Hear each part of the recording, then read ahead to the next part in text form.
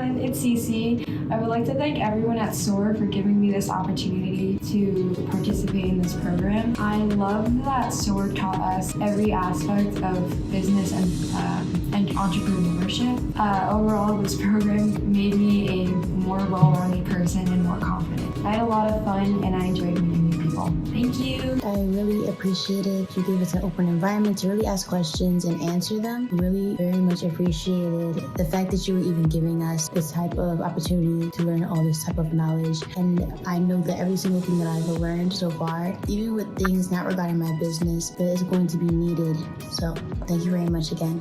What I appreciate about the virtual entrepreneurship and business program is that it taught me a lot about entrepreneurship and business. To answer the second question, it also made me more productive and make me want to learn more about business and this entrepreneurship in general.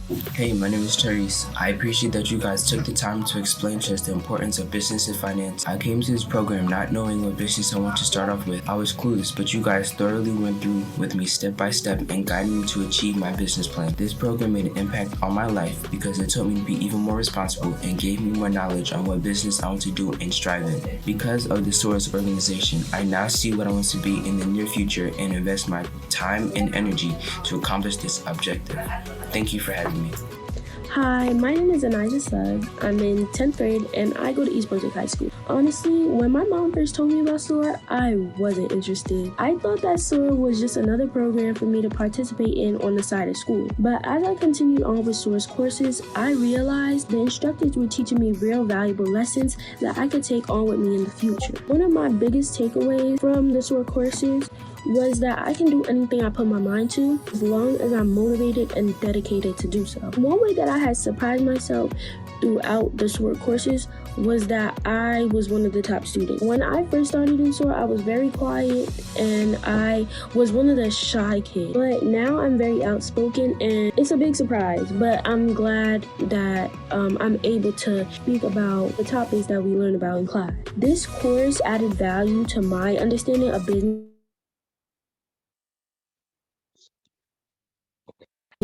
financial management, and entrepreneurship, because some of the topics they taught I've learned about before, but they were taught to me very broadly, or like they weren't fully explained. The course, taught me things more in depth, and I was able to, take notes, gain more knowledge.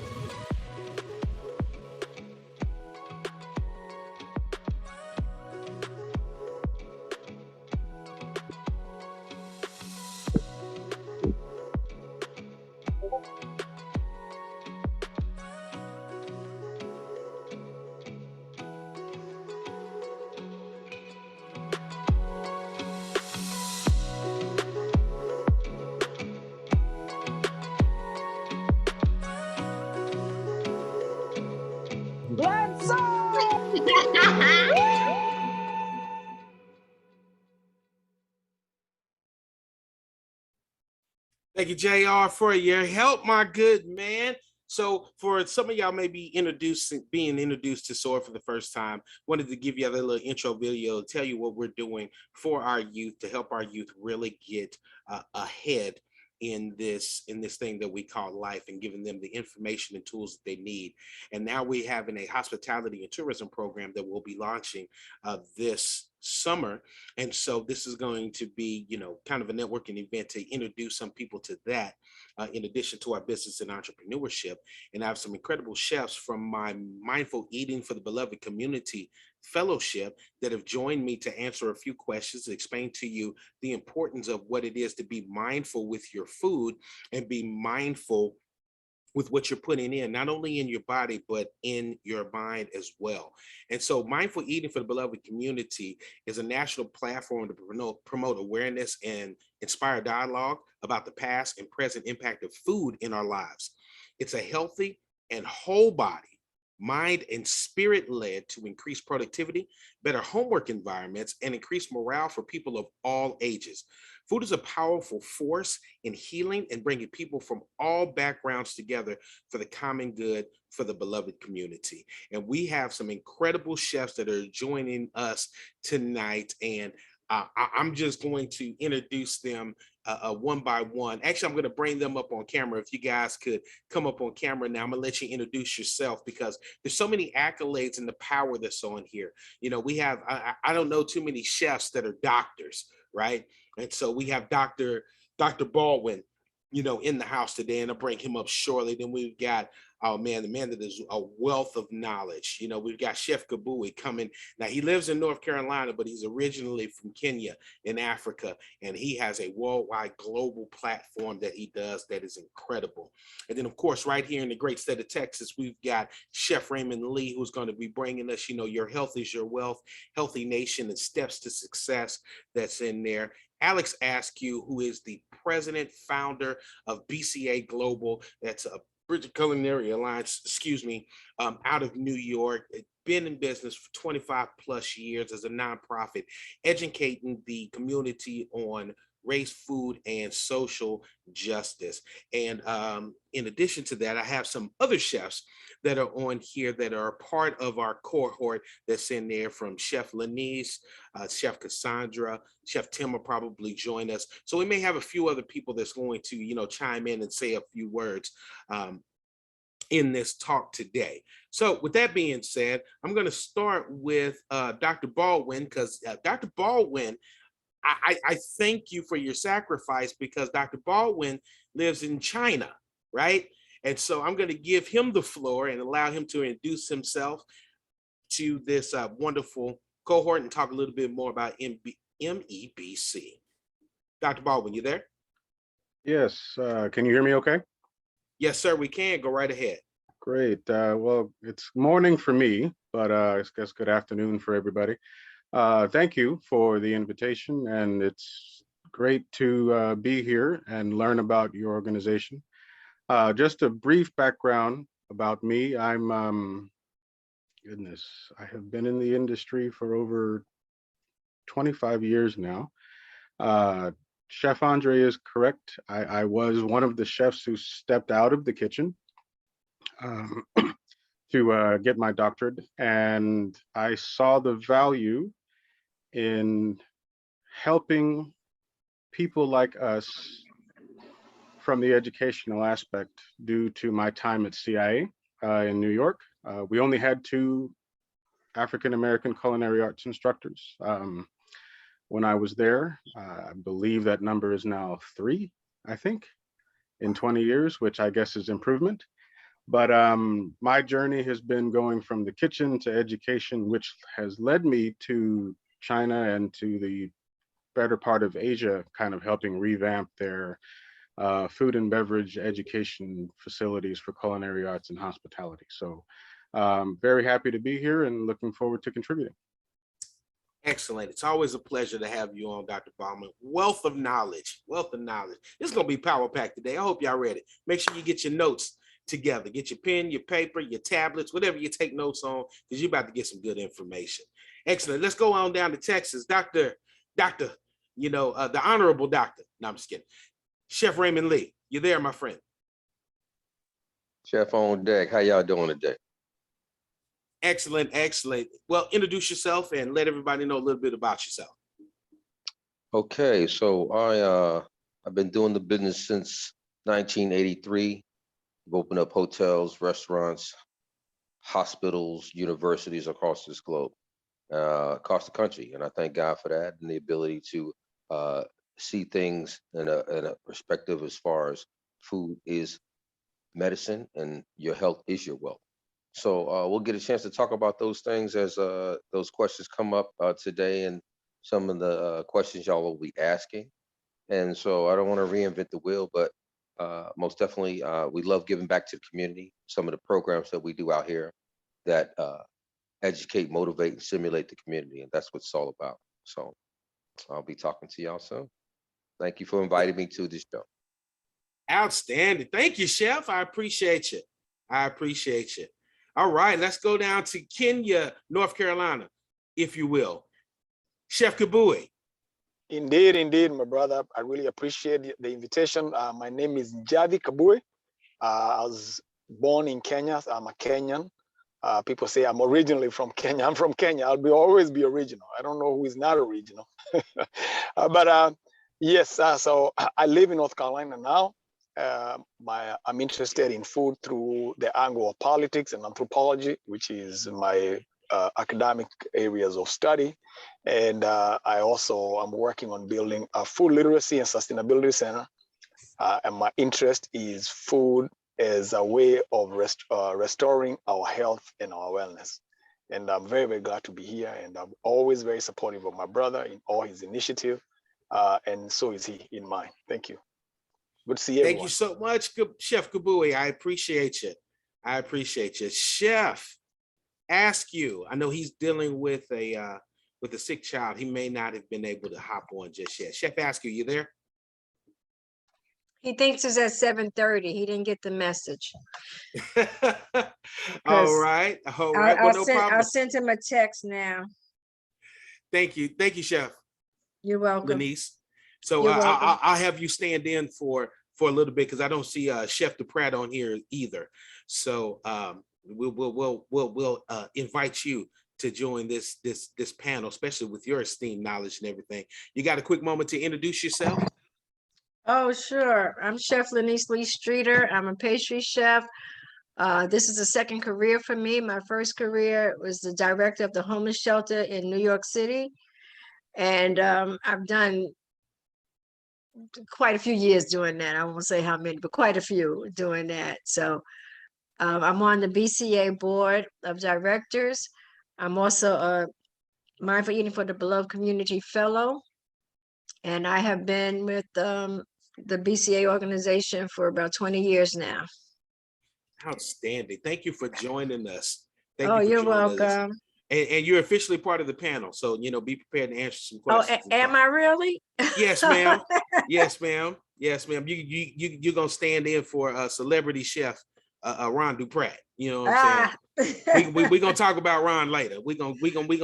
We're going to get him. So, okay. Outstanding. And when Chef Askew logs on, then I'm going to tell him to log on now. Yeah, I'll bring him up and introduce it. So that is our esteemed panel of world-renowned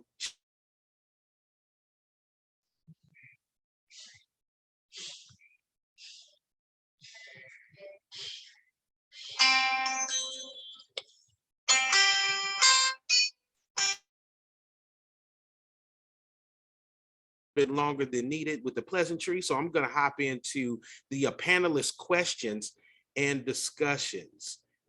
Everybody can still hear me okay? My internet seems to be acting crazy. All right. Yes. You're back. All right, now. cool. Yeah. Excellent, excellent. Outstanding. All right. So I'm going to pose this question. I'm going to start with Dr. Baldwin and ask him this question. So Dr. Baldwin, in your own words, what is mindful eating for the beloved community in your own words?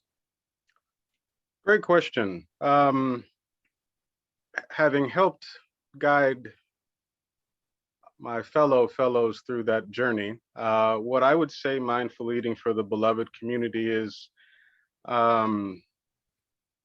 is going to sound quite strong, but we're helping continue the work of Dr. King in terms of his statement on the beloved community and what that actually meant. Now, you've heard this before, but I don't believe he was talking about food in his speeches at that time. Maybe he was, but that wasn't the focal point, as we all know.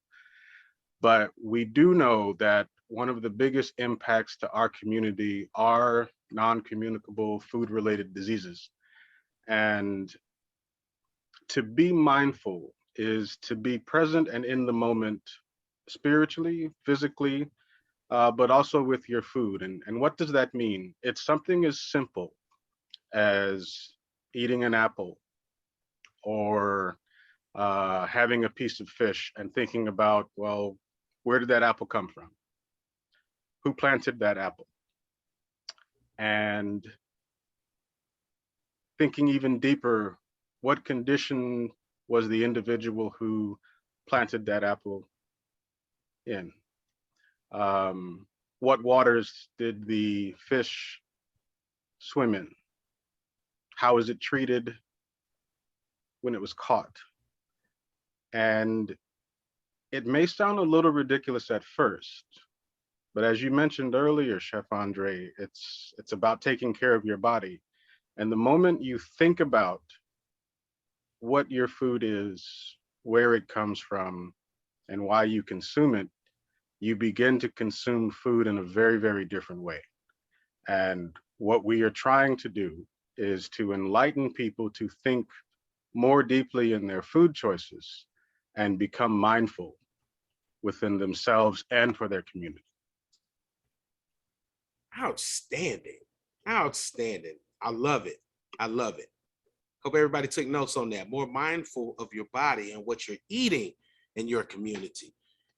Chef Raymond Lee, I'm gonna pose that same question to you. You've been all about Steps to Health and Healthy Nation and junior chef programs and senior chef programs. What does mindful eating for the beloved community to you?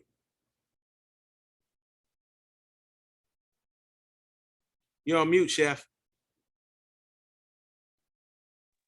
Hello.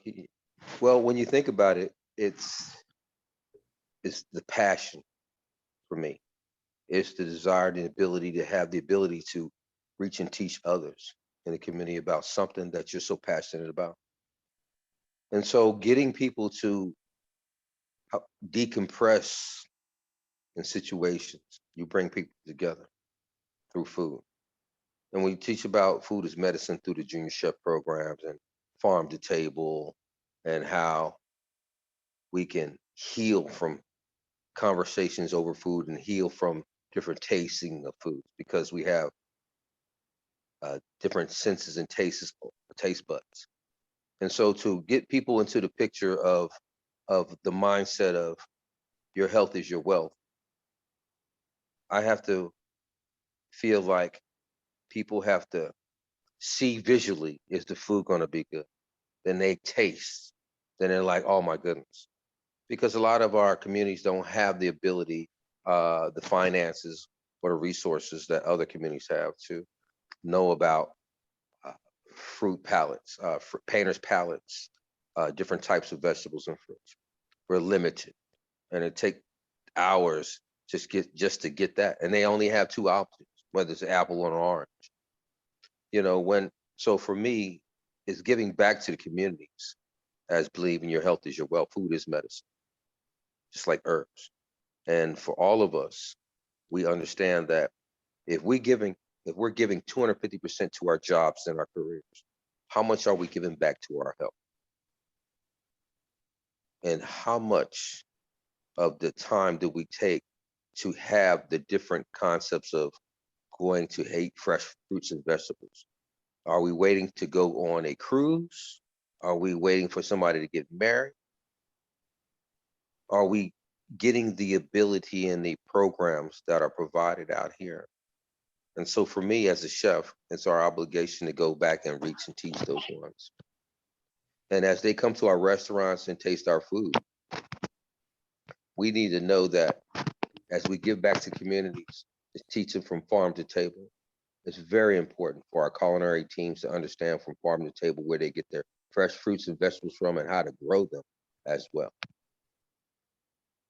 Outstanding. Appreciate you, Chef. Appreciate you. I think I saw a Chef ask you, join us. I am here. Apologize for not having my video on. Like I mentioned before, my son is under the weather. So what is the question that we're contemplating in this first round?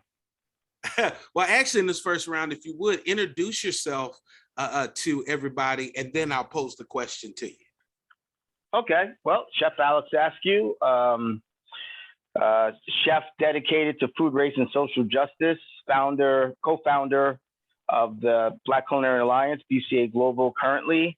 And yeah, I mean, I have going on 40 years of professional experience, 30 years of nonprofit organizational experience, which means that's actually more years than I'm alive today. And I'm a strong believer in building collectives, in building models, systems change, how we go about looking at what the patterns and structures are that create the events above the waterline.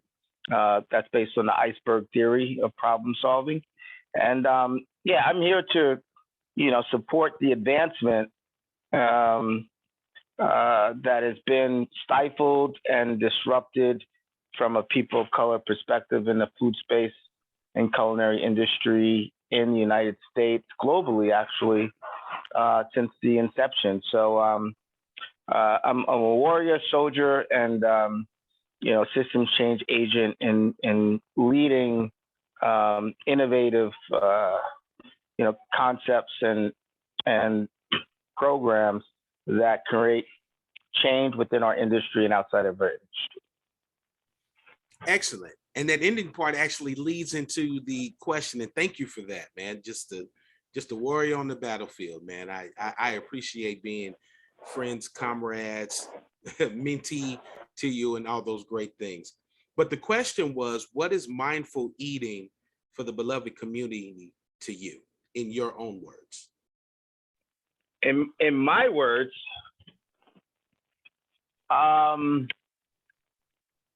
it's a holistic approach to what hasn't happened yet.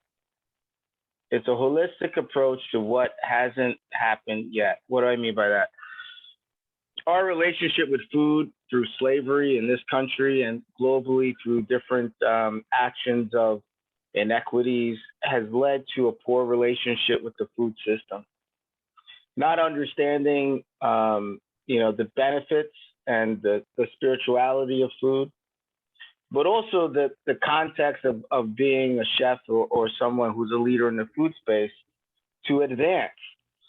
From an economic standpoint, it's $1 trillion industry that not too many seats of color are at the table at all. And that needs to change for us to have social economic viability. From a health and well-being perspective, marketing and capitalism has created a framework for disparities to continue, inequities to continue, and lay siege to people of color in all communities in marginalized areas throughout the world for hundreds of years. So that needs to change as well. And then we have the new, what they call early adoptive subject of environmental justice and climate change, which they're just starting to talk about now. And I appreciate the desire to save daffodils in the rainforest and look at what rising water means to things that are in non-human habitats. But my concern is that what are the marginalized communities' reactions and benefits, and also understanding of what this environmental justice climate change issue means to them systemically for the families, communities, and literally the most important, the children. So that's how mindful eating is really about relationships with food, understanding the health and well-being of communities. It's deeply connected into social economic viability, environmental justice, and the whole sphere of the earth, because we can't go anywhere else right now. We're talking about Mars, but I'm sure that people of color will be the last people to be admitted to Mars. And what can we do now, in raising the level of food literacy for our children and families to understand and build better relationships with the food, and understanding where food comes from, and really getting to be in an intimate relationship with the food system. Outstanding. Thank you so much, Chef. I mean, you brought up some incredible points, especially with mindful eating, the food system, and the social economic piece that is very critical, especially for people of color. We need those seats at the table, and we've got to be able to build that together. So thank you so much, Chef, for joining. All right, so we're gonna move on to the next question. If you have any questions, put them in the chat. We'll definitely get to those. We're gonna have a Q&A portion here towards the end of this session. But if you have them, put them in the chat so we can store them up for later. And thank you again for being here. So I'm gonna go down to Chef Gabui, my man from Kenya. You always have the best stories. So, question: how is mindful eating? Because I know you have a fiat food type of diet, right? That you talk about often in your talks and your speaking. So, how has mindful eating impacted your life to this point, and how did it change coming from Kenya to the United States? Tell us a little bit about that. Thank you so very much, brother, again for your question and again for the wonderful job that you're doing. It's a good question about how food has impacted and my transition from Kenya to the US in the context of mindful eating for the beloved community. My story is a little bit upside down because I was eating food that was culturally appropriate in a culturally appropriate environment and in a very, very decolonized context for all my life until I came to the US. I had never eaten any frozen food, nor any canned food before I came to the US. I was also part of a system that I call indigenous decentralized food. Now, when I came to the US, I think the first experience with food illuminated a term that has probably been applied to each and every one of our ancestors that's right here. And that word is heathen.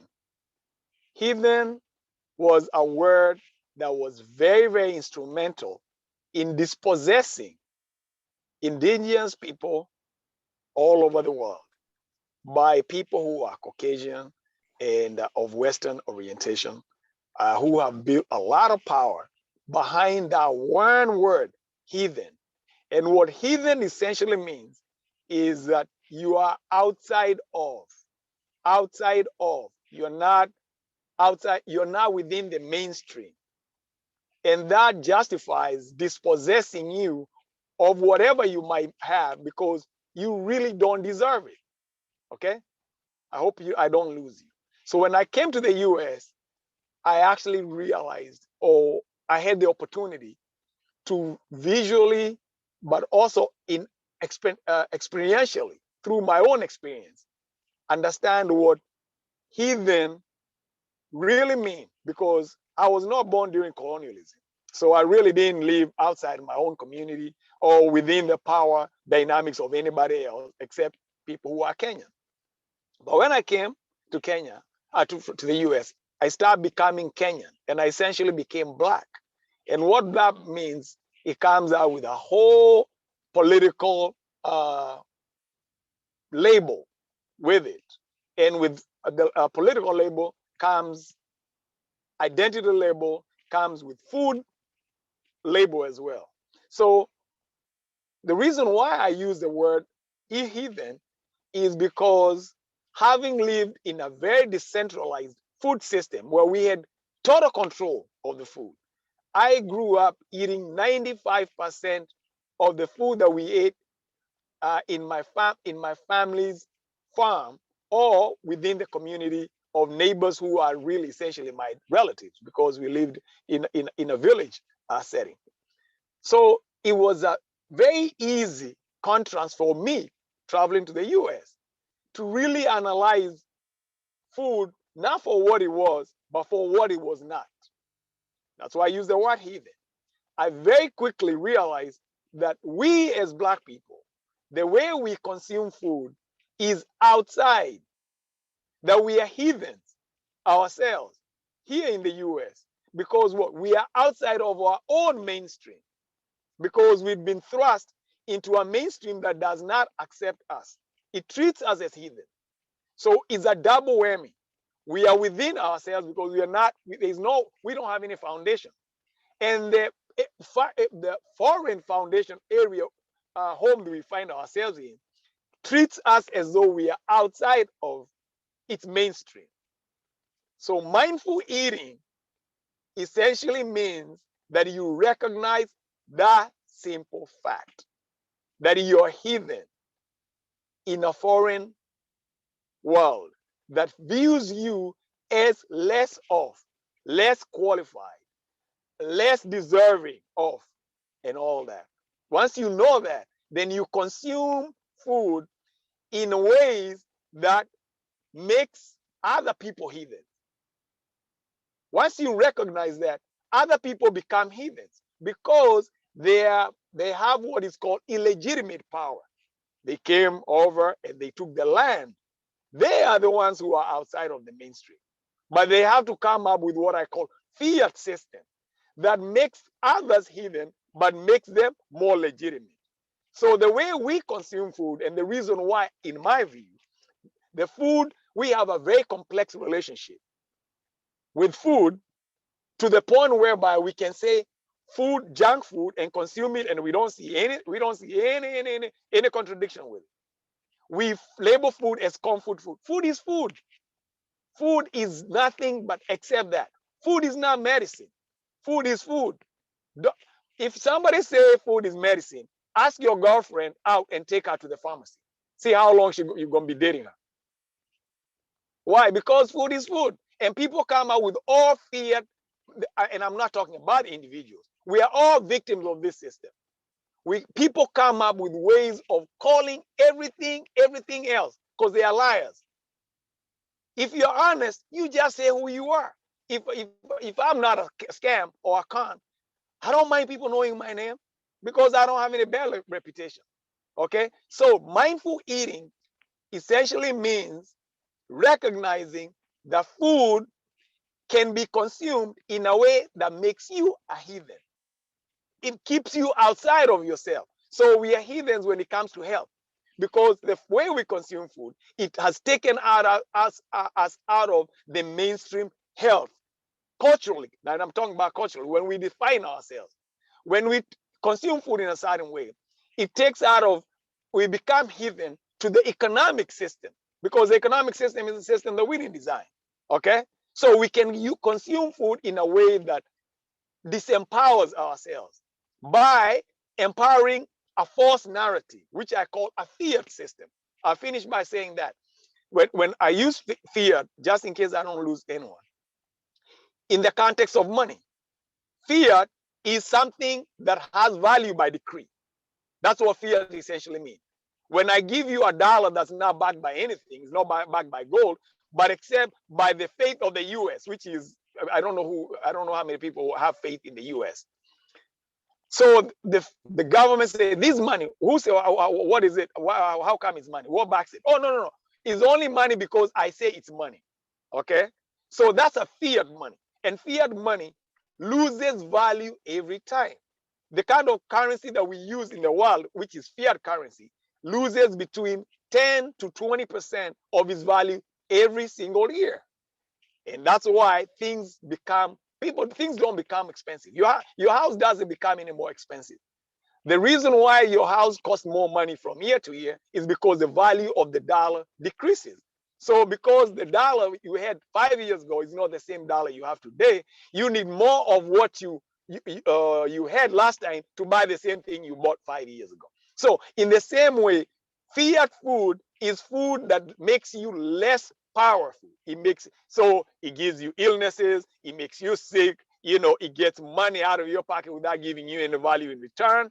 And essentially, mindful eating is recognizing the centrality of that thought. Okay? That food is also a weapon of war. Okay? To validify other people or yourself. When you eat properly, you validate yourself. You validate your community, because that food is coming from your community. And that's what I understand by mindful eating for my beloved community. I don't know how anybody cannot eat mindfully. Can you drive? People talk about defensive driving. Why don't we talk about defensive eating? Not everybody drives. You're not always going to drive around your life. Anyway, so that's it, man. I'll pause there. Wow. All right, Chef. I say you bringing out the big guns today. This youth and the adults in here, get that education. Let's get this work in today. Thank you so much, Chef. All right, so Chef Lanice, coming out of New York, right? I'm gonna pose that same question to you. How has mindful eating impacted you in your life and the people around you? Now you want me to go after Chef Kabui dropped the mic? That's not Man, fair. there is only, you are the only person that could go after Chef Kabui and still hold your own. I'm not That even is that not good fair. coming behind that. Listen, but mindful eating, you know, when I think about mindful eating, honestly, I think about the community that I live in. We have a lot of seniors that live in my community. And I think about how they get the food that is nutritious for them. We have a lot of pantries up here to help subsidize the food for them. So trying to get them to eat more of the fruits and vegetables that are given to them and less of the canned goods is what we do. We, I would say, well, the pandemic hit, but usually at least twice a year, we would go to Raymond Flanagan up here in the Bronx where I live at, and do the BCA groups. We would do food demonstrations for them, teaching them how to eat more healthier.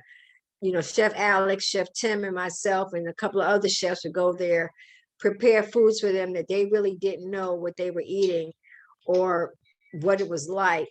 So teaching people how to eat more healthy. And Chef Kabui, you know, I know you say food is not medicine, and it's not, but if we eat properly and we eat the proper fruits and grains, it will keep us healthier. And so that's what we've been trying to teach people. Chef Alex and I did a demonstration on Saturday for a church in the South Bronx, and Chef Alex prepared couscous 3 ways. And no one in that community they were scared of couscous. And honestly, I just finished eating some for dinner right before I got on here. I ate the couscous that he prepared with mixed collard greens. And it was absolutely delicious. So just teaching people how to eat more healthier, how to prepare the foods, and, you know, not eat so much canned goods, so much junk. As Chef Kabui said, every time you turn around, you know, we have fast food restaurants, you know, in our back door. It's convenient. It's not cheap. So we're paying for garbage to go in our bodies. So honestly, just teaching people how to eat more healthy and how to prepare the foods, how to do different recipes with them that are simple and not have them be so afraid of it will help them out. Outstanding. See, perfect person to go by, Yeah. Chef Kabui. See what I'm talking about? Can I say something? Can I say something to Sure. Chef Lanice? Chef Lanice, you know I love you to death. And but just for clarity, the only my only concern is if you say me and Chef Andre are the same, okay? That means you can either call Chef Andre. We are really tight brothers. We are very good. We are efficient in ourselves. Man, Chef Andre and Chef Kabui and Chef Askew, man, they are the same. You can call either one of them, right? That's cool. That's fair. That's very logical in terms of just analysis. When you say food is medicine, it's very easy to sell medicine to people, to a people like that. Because people start consuming food for what it has in it. Vitamin C. Oh, I'm eating orange for vitamin C. Somebody says, no, don't worry about this vitamin C. There's a tablet here with vitamin C. You can get people mind on a very subliminal level to start associating medicine with food, to think food is medicine. And they say, oh, I don't need to eat orange. That's the only concern I have. And the only reason, secondly and last, because I think this is very important point that you raised, because it might be an opportunity to just elaborate something very, very small, if Chef Andrew will allow me. That if we fail to recognize the very, very foundation of a problem, then we always be dealing with shadows, okay? So the reason why people are sick The reason why we are trying to sell food as medicine is because we have a fiat system that a lot of us are not treating as fiat. We are treating it as though it's a legitimate system. So whatever food is present, we don't question it. So if you address that, it will never be a problem. People having all the illnesses they have, one, or two, using food to treat those diseases. We can eliminate those diseases very quickly if we eliminate the person who is infecting with diseases. The reason why we were wearing masks is because we don't want to get a corona. But here we are, we go to where the corona is, and instead of protecting ourselves and say, hey, you can go, it's all right. We got another solution after you already got it. What I'm trying to argue is, how can we socialize ourselves, our people, to be so sensitive that they will not even fall for the trap? So we won't even have to treat them. And finally, this is about it. People who are always talking about illnesses, they can never talk about power. Disease is the one thing that nullifies all other constructive discussions. You don't talk about advancing, you don't talk about the future of your kids. When you're sick, you don't want to see nobody else. You don't want to see Chef Kubu. You want to see the doctor because you have a sickness. That's all, man. It's very, very complex, but I thought I'd just add it in. But I love you. I got you. Yeah. I love you too. Yeah. Yeah. I mean, he definitely brought up some points about that, because in the current economic system that we deal with now, they often try to put a play on words or put a play on what is best for us without the research. And unfortunately, most of us, go with that. Like, for instance, when you think about, organic, and they charge more for organic and they tell you what's in it, there's no hormones and things like that. Do we really research those companies to say if it's really true? Is it really farm to table? If I didn't go to the farm and pick it up myself, right? And if I didn't see the guy actually, slaughter the animal or milk that cow or actually do it, did it really come organically? Was it really safe in its preparation? Was that animal cared for? Was that fruit cared for? Was the pesticides not there, right? Most of us just see the label and we accept it, right? And see, being mindful of that, having that mindful eating for you in the community, like I said in the beginning, it's not just about the food you put in, it's what you put in your mind. You have to have the willingness to research, look it up, and go behind, what is mainstream, because they're going to tell us what they want to do to make money. And that's for anybody, people of color, the 700 families that run the United States. I'm going to talk about the United States because I've only lived here. I haven't been blessed like Chef Kabui yet to move, right? But it's going to happen. But having that mindful understanding of food is critical because it changes our inner workings. It changes how we feel. You eat certain foods and you just get super excited, or you get other foods that makes you sleepy and tired. And there's a lot of fake food that's out there, right? So you got to be mindful of that. Thank you, Chef Lanice, for coming behind that, and Chef Kabui for clearing that up. Excellent. So I'm gonna take this question over to Chef Alex. So you've been in this industry for quite some time, fighting this race, food, and social justice, right? Tell me about some of the challenges or successes that you faced, implementing this whole mindful eating, expanding what Dr. King did, and really bringing it to the culinary surface. Right. So there's a few different buckets here that coalesce within this framework, and so mindful eating is actually, quite frankly, from my experience, a framework that was created by white people for white people. And I'm not going to mince words about that because I've joined numerous groups. I'm still a board advisor, was previously a board of directors for the Center for Mindful Eating, which is a global organization. And so my focus has been, how do we adapt this framework to marginalized communities, understanding that in the history, especially in this country, there are a lot of things that have left people of color out. I won't mention it. Well, I am going to mention the Constitution, but we the people didn't include people of color, so we were not really included as individuals, as human beings of value. And I just wanted to correct that as a generational break of the cycle. The beloved community is really continuing the great Dr. Martin Luther King Jr.'s work 50 years later, over 50 years later.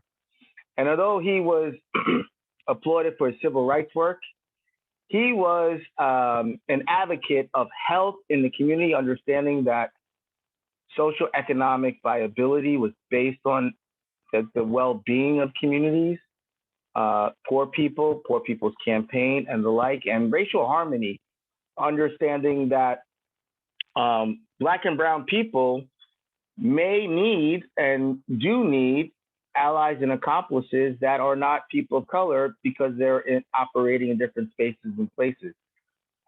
Again, I would say allies and accomplices, understanding that accomplices are those that put skin in the game.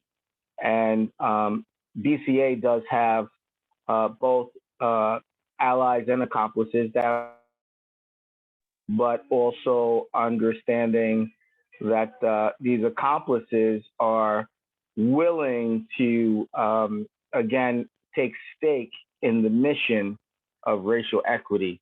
And so I used a horrible analogy that if you ever rob a bank, you want to do it with an accomplice and not an ally, because an accomplice is one that will be by your side, ride or die, as they say, in the context of the hood. So,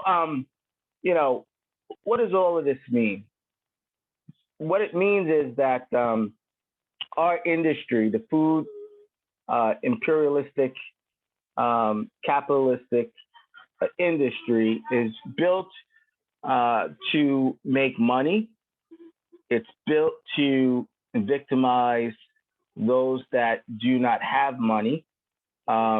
We see some changes in our political system now that may indicate that we're heading for this fight for our rights as individuals, and I'm hoping that civil liberties will not be part of that, but my gut tells me that it will. So what we can do is really look to learn. And when I say be a committed learner, is to come out of our silos. The food space is very, very individualized in different sectors and segments. I applaud the fact that there's restaurant chefs getting, and restaurants and Black-owned restaurants getting a lot of encouragement, but restaurants make up 10% of the food space in terms of culinary, probably less than 10%. So we need to understand the macro and not the micro of the whole industry, looking that it's not a planet, it's a solar system. And that said, there are many opportunities in that solar system for change. There's many opportunities to understand the macro of the food system, where everywhere will served, processed, prepared. That's $1 trillion industry that we need to focus on. So I always try to invite people to take 2 steps back from the picture, especially if their nose is touching it, so that they can see the larger space in which we can actually create change and actually create opportunities. And again, with all these different elements that people are talking about, bring some relevance to how people of color and marginalized communities are impacted by the things that are connected with the food system, like environmental justice and climate change.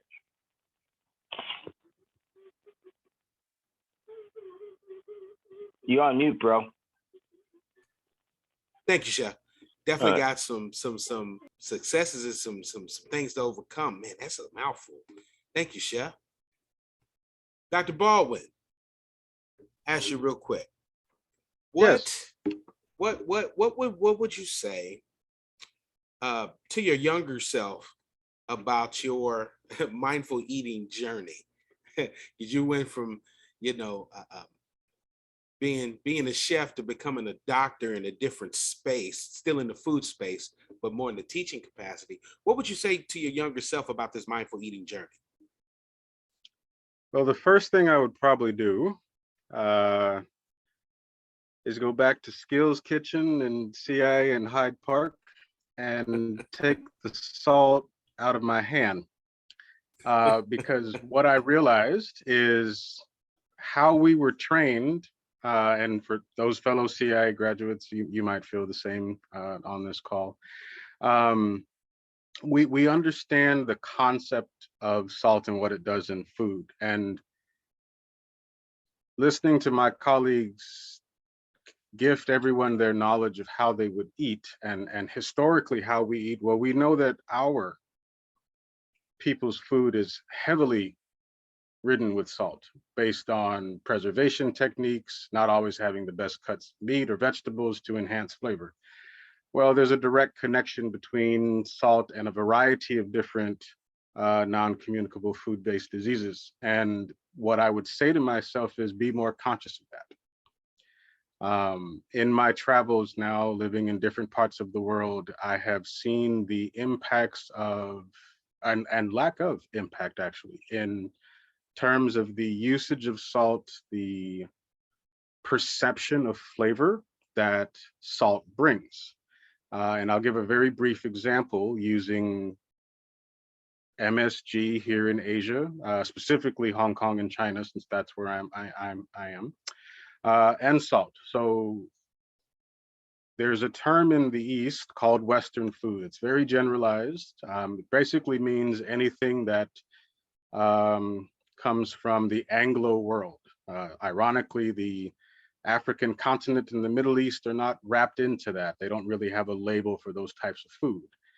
Now, in terms of teaching and also learning from different chefs here in Asia, the perception of Western cuisine, which would include our soul food and other types of American food, is very salty. To the point where it's inedible. And when you look at how the chefs of the East incorporate flavor and flavoring into their cooking, it is not through salt in the traditional sense. Now it's through other means of sodium like soy sauce or fish sauce or MSG. And the reason why I would go back and tell myself this is because I think I would have avoided a couple of issues in my 30s had I known how to better use salt and understand the depth and of usage of MSG. For those of you who don't know, you've probably heard MSG, monosodium glutamate. It basically is a flavor enhancer. So it gives us the ability to perceive taste in a way that salt does not. Now, salt, on the other hand, comes in and it heightens and elevates food to a particular point where it reaches its zenith of flavors. And so as chefs, we learn how to balance that within recipes, within dishes, within menus. Now, something I have noticed is that when you look at the community diseases in a place like Hong Kong, and since we've got some people in the Northeast, I'll just equate it to being in New York. Even though we don't have as many people, the propensity of cancer is half of what you would find in a city like New York or Los Angeles. 10% of our population, which is only of 7.8 million people, so we're right at about 800,000, have diabetes. Now we're talking about sugar and insulin in that sense, but the perception of how food is eaten, and that if you want to actually test this, try preparing an Asian inspired recipe. Follow it exactly, but find monosodium glutamate, season one with salt, season the other with MSG. Taste them independently and see how your palate, how your taste buds perceive that taste. And I guarantee you, you will see a difference. And the reason I would tell myself this is because up to this point, I can probably say I've cooked for over 100,000 people in my career. And if I had the knowledge of how to better utilize flavors and flavorings from a mindful eating standpoint, I probably would have prepared healthier food for the bulk of my career rather than prepare food that I know people would enjoy, people would probably satiate over, but it probably would have led to more of the diseases that we know are in our community. Yeah. Amazing. I was thinking the same thing because I was one of the people that got diabetes in my older years, and I was fortunate to be able to reverse it by changing my diet, right? So I definitely would tell my younger self, stay away from those carbs that turn into sugars that break down into not making the insulin run correctly and spike up. That's a good one, Chef. Thank you, Dr. Baldwin. Thank you, thank you, thank you. Chef Lee, same question to you, man. If you could go back in time, what would you tell your younger self about your mindful eating journey? What would you go back and tell? That's crazy that you said that. 20 years ago, it was to focus on, because I saw the things, situations in my family that had diabetes, cancer, all these things like that. And so for me, as a young apprentice, uh, I wish it was more of us, most definitely talking about this situation. Because right about now, because I understand at an early, quickly age that there were recipes that needed to be studied. Over 2,000, 3,000 recipes in different companies that I've worked for. And they all had the same problem: sugar, salt, and sodium. And so in my journey and understanding that my future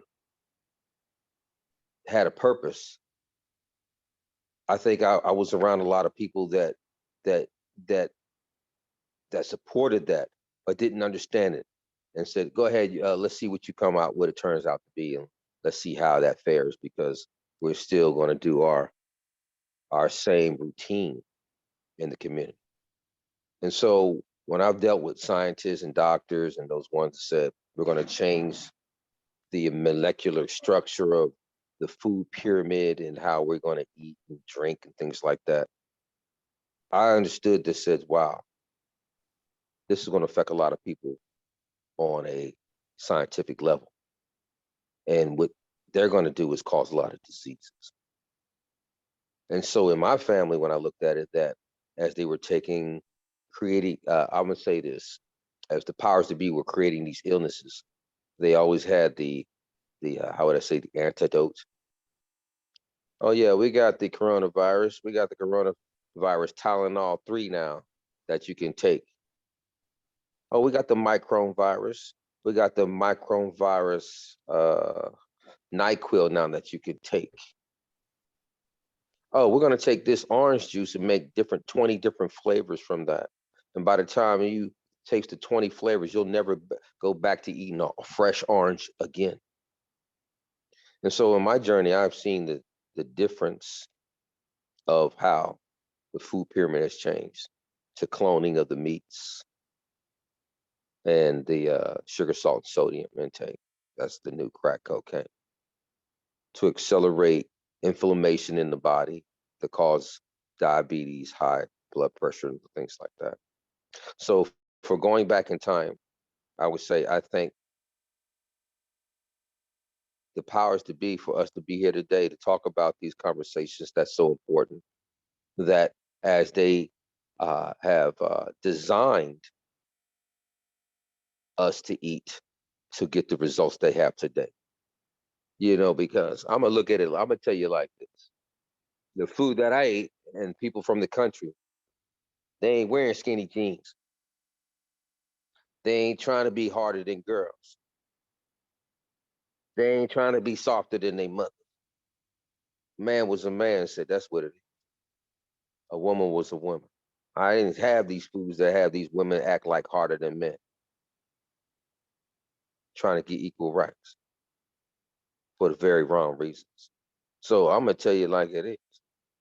You know, you change the eating habits and give them the correct balance system to feed the liver, kidney, heart, blood, brain, and the whole body, instead of corrupting your mind and and disrupting your your disruptors in your systems, in your mind, in your body.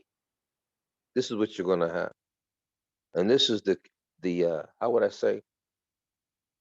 I would say that help us be more aware of the attacks on the community by understanding how we can navigate through this. And there's more of us now. So going back to the future now, I'm thanking God that we're here to have these conversations that are so powerful, that we cause rifts in the systems and hold systems accountable. It's not the system. It's the people in power and people in place that says who chooses to eat healthy or who chooses to eat cleaner, who drinks the fresher water. Chef on that. Appreciate you, Chef. These last 3 minutes, Chef Lanice, I'm gonna call you up. I know you probably have a great recipe, or Chef Alex, because in the next 3 minutes, I'd like one of you guys to share one of the mindful eating recipes that's simple for the teens to do, that takes very little supervision. I know Chef Alex had told me about this salad. He said it to me like 3 or 4 times, and I was like, you know what? You've got to tell them about this salad. Share this salad with this group, and then after we do a couple of recipes, we're going to go into the Q&A portion for the remainder of the thing. So when Alex finishes, I'll give you a simple recipe. Okay. What was the salad though, Andre? The salad you were telling me about with the teenagers, where they just grab anything out of the refrigerator. I couldn't remember the name of it. So, you know, was it the grab and go salad, Alex? No. That was the mash it, chop it, roll it up. Oh yeah. Type of there we go for children. There it is. Yeah. You know, I think it's important for everyone to know that this is a multi-generational approach, and you have to meet each generation where they are, understanding that ranges from a 5-year-old, my 6-year-old included, to the aging well and senior population, understanding their their limits, and also understanding that someone who's in their 60s, 70s, or 80s are going to be less receptive to new ideas and concepts in eating than maybe the strategy for a young person. So the context of that is meeting people where they are and going beyond going beyond the familiar. And that's the context. So salads are, my whole thing is with this inflation is because I just think it's crazy that food prices are just, even shopping for this food demo, I was shocked that the budget that I gave them was not really what was the real budget of what it was the cost of actually buying the ingredients. And it's real, right? Even going to convenience. I mean, whether you are, getting Impossible Burgers at Burger King, which are $7 a piece, which really is the bun and everything else that could be in terms of the quality. But that said, food and energy over the next 12 months in the financial sector will be not impacted by interest rates. Food and energy. And you look at these things that are happening, even systemically with the war in Iran and it impacting grain prices. But here's the good news. in a lot of the dollar stores, odd lots, job lots, etc., you can find high quality beans and grains, dozens, if you know how to apply some cooking skills, some preparation. You can feed a large family for a long period of time, especially if you have a freezer and you can cook the beans ahead of time and, kind of slack them, take them out when you're doing a chili or you're doing a bean salad or the like. So as culinarians, this is where we come into teaching the community and food literacy as it pertains to preparation. We know we can communicate the skills, tricks, and tips of how you can cook on a budget, how you can cook healthy and tasty. And I would say tasty first, because in all honesty, if it doesn't taste good, I think the healthy part becomes sacrificial. We say when we do a lot of food demonstrations in the community, it tastes good, it makes you feel good. The healthy piece is also a subtrack of that, because healthy food is not known as being tasty. So we need to rebrand that whole atmospheric context of what it is to taste good food and feel good because of it.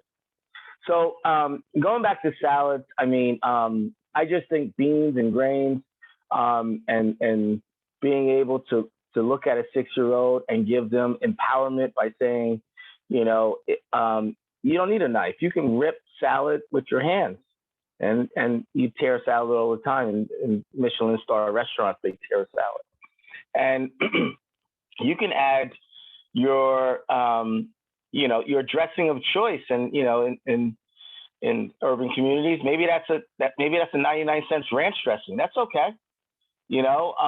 It's okay if we look at making a fun salad, whether it's dried cranberries, Cheerios, or what have you.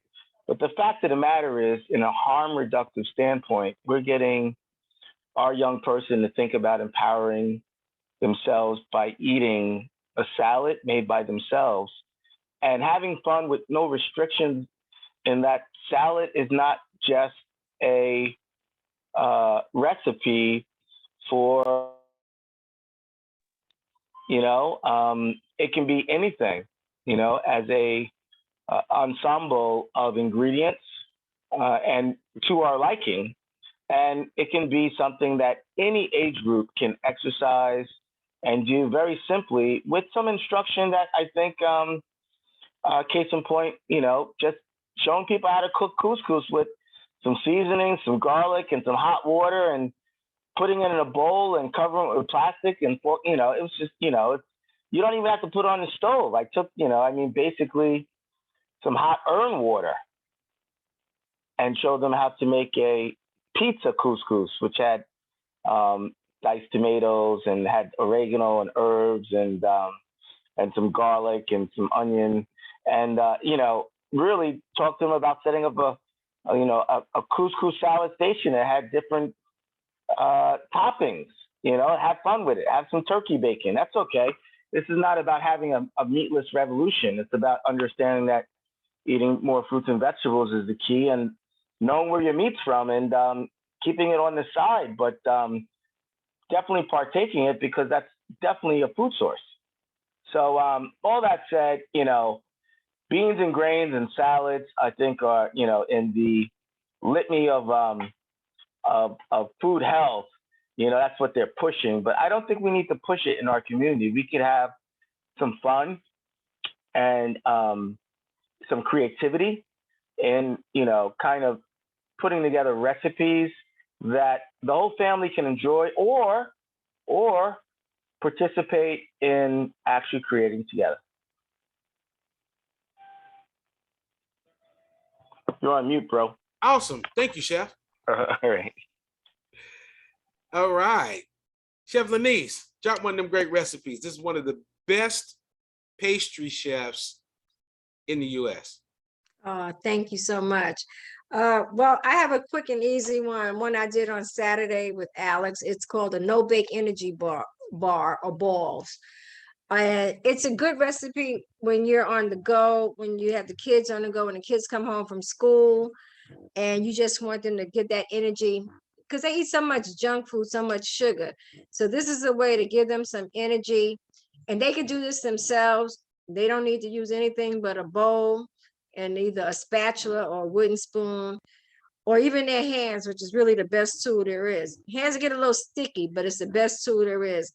But basically the recipe calls for 1 cup of rolled oats. It could be, you know, instant, it could be the 1 minute, it could be the old fashioned, but just a cup of oatmeal, raw, a half a cup of semi-sweet chocolate, or you can get some dark chocolate and chop it up if you want, a half a cup of flaxseed, ground it up, a half a cup of creamy peanut butter, a 1/3 cup of honey, and a teaspoon of really good vanilla, no imitation vanilla, really good vanilla.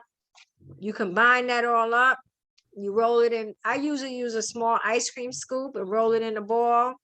You put them in the refrigerator to firm up. And when you're on the go or when you feel your energy getting low, you just pop one in your mouth and you're good to go. I had people on Saturday tell me that they didn't like peanut butter, but when they tasted it, the lady told me I ate 3 of your balls. I couldn't eat, I couldn't believe I ate it because I don't like peanut butter. And it's a good recipe, for people to go on the go and keep your energy level up. Excellent. Thank you, Chef Lanice. See? You're welcome. Very simple to make. Easy to make. Low maintenance, easy to make, simple stuff, and inexpensive stuff to put in there. Inexpensive, and the kids love doing it too. Yeah, the kids like to get messy. Yeah. and eat healthy at the same time. So this is a great thing. So now I'm going to open it up to the floor. We've got about 30 participants in here. And if anybody would like to, raise their hand for me and call on you and ask any questions that you would like for this group of chefs. And if we don't have any questions, then I'm going to turn it over to the founder and president of S.O.A.R Hospitality, Rosie, for some final words. Evan has his hand raised. Thank you. Hi, Evan, yeah, go right ahead with your question.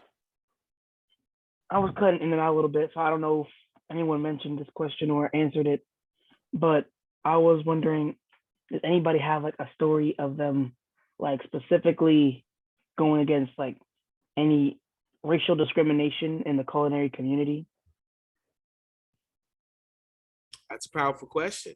Anybody I don't care think to come down? Okay, go I ahead, didn't Lanice. have any in my culinary group. I was the only Black person there, and I actually was one of the older people that was in the group. I didn't experience any discrimination at all. As a matter of fact, I was embraced wholeheartedly. And to my embarrassment, at that time, I didn't know what BCA was. One of the white students had to tell me what BCA was. So imagine being the only Black person and like, oh, you want to volunteer for BCA? And I'm going to myself, what the heck is a BCA? And she's like, oh yeah, that's the Black Culinary Alliance. And I was like totally embarrassed. I had to go home and look it up. And then, once I looked it up, I was, as you can see, 20 years later, hooked. But I found that in culinary school, my culinary school was, we had some Asian, predominantly white, but we had, a couple of Asian people in there. And again, myself, the only Black one. And I'm still friends with a lot of them today. We still keep in touch. So I had a good experience. Cool. Chef Alex, I see you come off mute. Yeah, I think I have to answer this question. If not, Watson will have some words with you later. Racism. Hell yeah. I mean, this is very racist. In technology, all the major sectors, the food system itself, food space, is one of the most racist spaces that there is, without question. You go inside and outside of the industry. Personally, I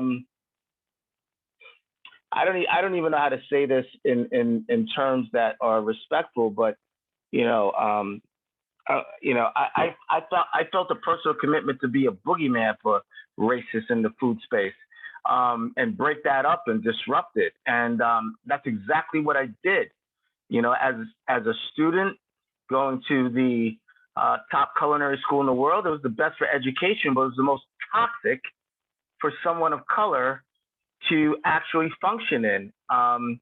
And they had the most racist instructors that if you weren't 2 or 3 times better, you would fail their class. And I still have memories of seeing some of my brothers and sisters pack their bags and leave the campus. So yes, it's real, 100%, no questions, not even debatable. Here's the thing, and I implore you to watch A Life and Times of Jefferson Evans, our my personal mentor in being, and we haven't been able to successfully get the acknowledgement that he deserves as being the first Black graduate of the Culinary Institute of America and the first Black culinary instructor of the most 2 powerful schools, Johnson Wales and the Culinary Institute of America. But I will tell you this, and I implore you to watch his YouTube video, The Life and Times of Jefferson Evans. As in many other sectors, because although the food space is very racist, there are other sectors that are. I'm not going to hang the flag that we are the predominant.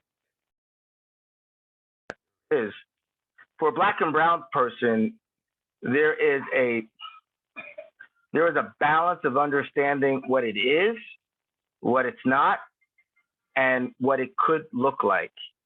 And I would say on those defining points, the trilogy of work ethic as a Black and brown person in the food industry, you got to be twice as good. You got to be twice as good.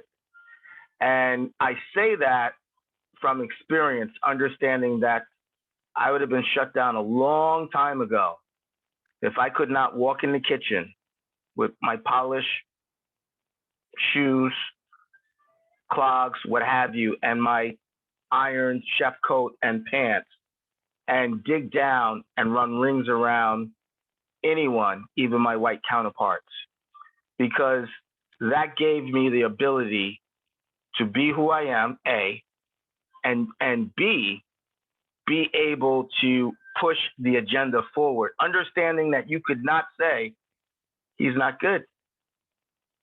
You could not say, well, he talks a lot of trash or he talks a lot of this, but he can back it up in the kitchen and he knows the core fundamentals of everything that has to do with a food operation inside and out.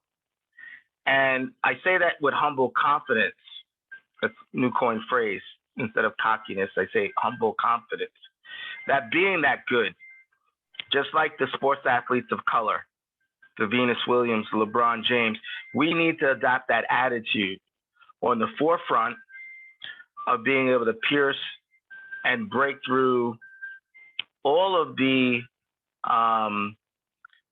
stereotypes that are given to us. Oh, they're going to be late and they're lazy and this and that and this and that and that.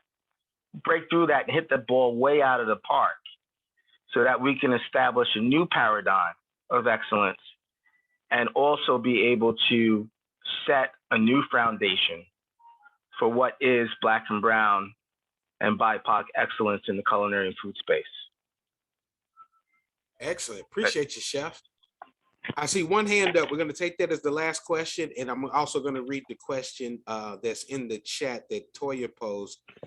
She posed, I would love to hear some feedback about plant-based or vegan lifestyles from chefs. And Dr. Baldwin said, outside of MEBC, we do collectively do some work with companies in plant-based food recipes. In Asia, of course, it's a little different.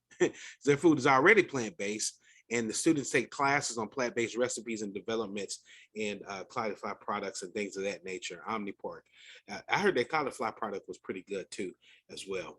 I'm gonna take this last question from Champagne, and then I'm gonna turn it over to you, Rosie, and give my thank yous and let our founder close it out.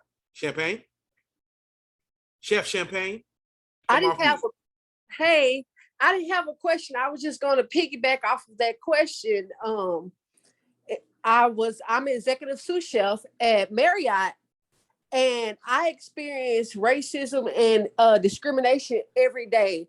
It's times where I'll be in the kitchen and people will come in the kitchen and walk right past me and ignore me and not realize that I'm the one in charge. That actually happened today. I have people like undermine me and tell me that I'm not, that I'm not capable of the job, or just pick at me because I'm a Black woman. So I was just piggybacking off of that. That was all. Excellent, excellent. Well, thank you for that. I greatly appreciate that, because it's real. It's truth in our industry that it's something that we cannot deny, and we can no longer be silent about, and we have to continue to champion this fight. So for many of y'all listening, BCA Global, make sure you go to the website, bcaglobal.org. You can find out about MEBC there as well. Help champion this growth and this change, not just in the culinary industry, but primarily because 100% of people eat, right? And if they still continue to control the food system, they're going to continue to control us. Right. Let me just say this, Andre. Yes. I'm a little disturbed about that comment, Chef Champagne, and I will say only this, is that these are disturbing and traumatic instances that have happened for people of color in the food space. Myself, not removed from that situation. Our response to that is designing a channel that will be relaunched this summer called on the Discord channel, a gaming app. And if you don't have the information, get it from Breland. But it's truth, transparency, and reconciliation in a safe and brave space where you can express exactly what you said.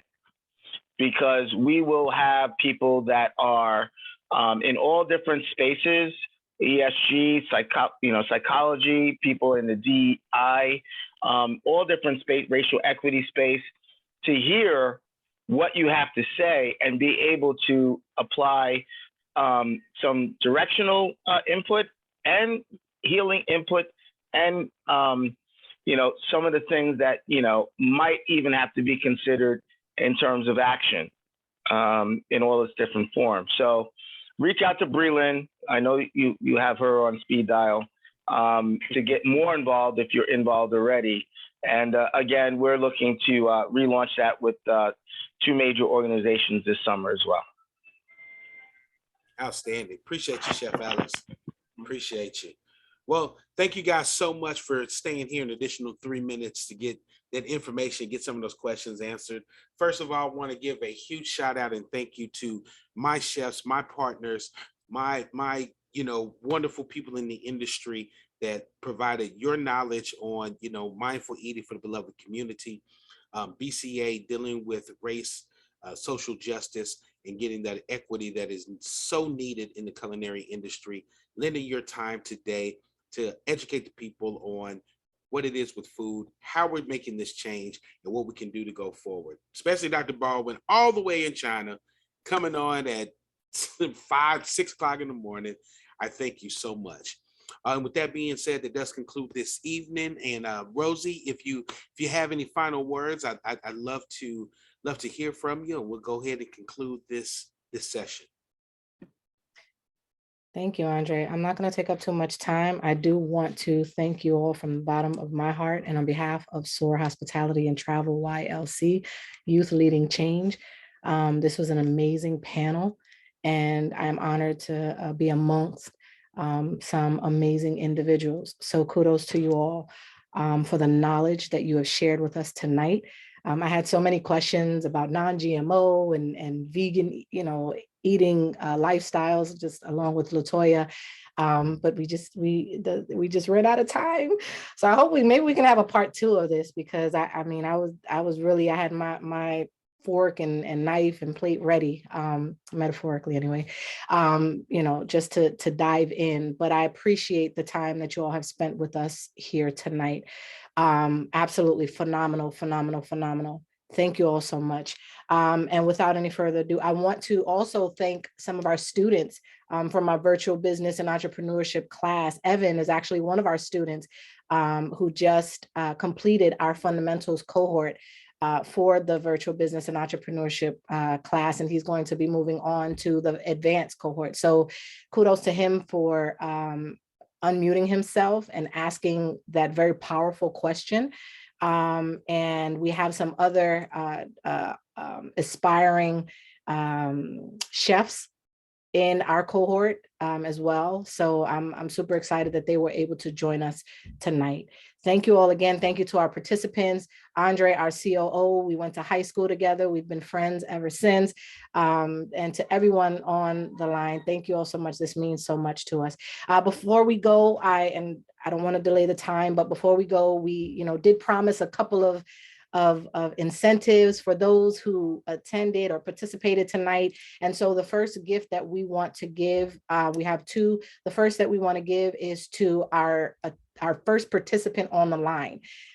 So actually the gentleman dropped off. So the next one in line for that will be Shanisha Johnson. She was the second person on the line. So she was first. She came on before 7 o'clock. She was ready. And so Shanisha, just look out for that gift card from S.O.A.R Hospitality in appreciation of your attendance tonight.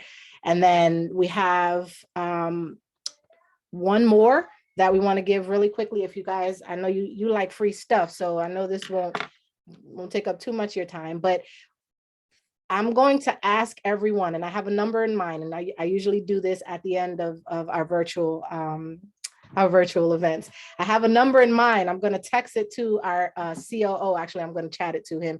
And I'm going to ask you, it's going to be like a waterfall effect. I think that's what it's called when you do all at once. Everybody's going to drop that number in the chat. And whoever comes closest to it, you will also receive a gift card. Not yet, Alex. Not yet. I got to send it to Dre first. Let me send it to Dre. Oh, you guys are on it though. Hold on one second. All right. Any final thoughts while I'm doing that? Yeah, go ahead and send that number now so you can finish telling what you wanted to say. Chefs, they always say, yes, chef, you tell them to do something, we're ready to go. Right. All right. I just sent Dre that number in the chat. All right. So at the count of 3, we're going to do a waterfall. All right, just drop it in the chat. It's fine. Somebody got kicked out, but all right, here we go. What was the range again? 1 to 100. I apologize. 1 to 100. 1 to 100. All right. Well, let's see who gets the closest. Let's see if anybody actually get the number. Let's see. Right. They're close, but it's happened. Oh. You can only do it once, by the way. I see some of y'all dropping multiple numbers in there. One time only. I love it. All right. So although I want to say, all right. Let's see. Looking at this based on the number that you sent me, the closest person that got it first, because I don't see the actual number yet. No, right? It's not on there. So I just want to make sure. Jared Lee. But he also dropped multiple numbers in the chat too. So now, did he drop numbers before that 55? Because I think 55 was his first number he dropped in. That's correct. So yes, we can go with that one. That, fortunately for him, that's the number we'll go with on this, because there's a lot of numbers in here from multiple same people. So 55. So the number was 52. 52. Okay. All right. So Jared Lee, Rosie, you want to tell him what he won for free? Yes, Jared Lee and Shanisha, you all have won a $25 gift card, and you will receive that via email. So look out for your email, look out for our email to you. And on behalf of S.O.A.R Hospitality and Travel, our entire executive team, we want to thank you all again for our participants, as well as our awesome, amazing panel, as well as our host with the most, Chef COO Andre Blas. Back to you, sir. Thank you very much. And Nicole, I see your message in the chat Make sure that we have your email address. I can get some information over to you about youth that are interested in cooking, because our hospitality program starts this summer. So that's going to be part of the program. We're going to do hospitality from top to bottom. It's going to go from lodging to culinary, to cruise ships, to even entertainment and gaming. So definitely make sure I get your email address. Hopefully you registered through Eventbrite, and if you didn't, we'll make sure we get your email address and I can get that information over to you. So, but that is it. Again, chefs, you guys are rock stars for showing up for me. I greatly appreciate it. And everybody that joined, thank you guys for giving us some of your time to see our views on food, this current system, also, you know, the race and social justice that we deal with. And I just thank each and every one of you for being here. You guys are rock stars. So on behalf of S.O.A.R, on behalf of Mindful Eating for the Beloved Community and BCA Global, this is Chef Andre signing off. We are done for the evening. You guys have been rock stars.